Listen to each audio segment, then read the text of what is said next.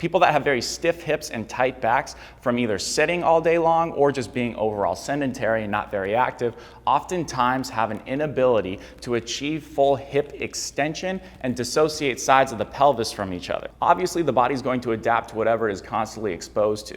So if I'm sitting in flexion all day, then when I stand, I might be biased towards a little bit more of this hip flex state, which is this forward position of the pelvis. Generally, the more forward someone's pelvis is, the less they're able to dissociate sides of their hip from one another, be able to shift from side to side. The biggest mistake I see people make is that they'll just do hip flexor stretches all day long, but that doesn't educate the body how to use certain muscles to move into a hip extended position. Here's one exercise I use in my beginner body restoration program, which is designed exactly for issues like this. This exercise is going to slowly and effectively work our way into a fully hip extended position, create length in the hip flexors, and also get dissociation between sides of the pelvis. So to set up for this, we want to be at about a 90-degree angle. Now I'm going to discuss different lengths you can be away from the wall to feel more glute, but most people are going to feel a lot of glute in this 90-90 position. So Trevor, what I want you to do is I want you to exhale through your mouth as you pull one leg off of the wall and hug it to your chest, staying nice and relaxed, and dig into the wall, push into the wall, feeling the inner edge of his heel and also the ball of his big toe.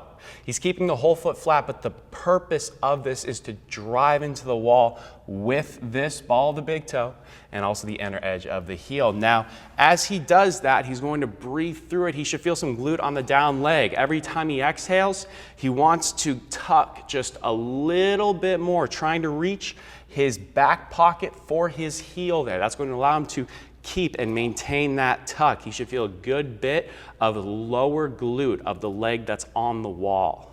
Now, if you don't feel a good bit of glute of the foot that's on the wall, you can modify this by getting slightly further away from the wall. Sometimes this helps people, especially those with less hip flexion, create a better push into the wall with the inner edge of it to feel that glute max. So now he can pull this leg back, feel that same foot pressure, everything stays the same.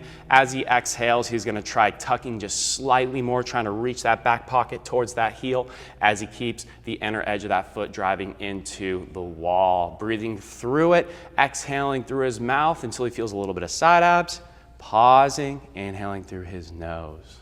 If you feel a pinch in the hip that's being pulled back, one way you can modify this is to start with both feet on the wall. Just feel that pressure on this foot as you tuck off of the ground. Feel a little bit of that glute first, then pull this leg back. And you don't have to pull it back very far at all if you feel that pinch. Just work into it over time with each exhale as you drive these hips a little bit higher and higher. You should be able to pull this leg back more with each subsequent exhale. Another thing that we see is that people have a tendency to start too high off of the ground. So we want a subtle tuck that's created via the foot pressure on the wall. We don't want to crunch into it, and we don't want to start with the hips too high because we're going to be in our end range position too early. So we want to make sure we have a slight tuck, pulling the leg back, and then with each subsequent exhale, we want to just work progressively higher from there.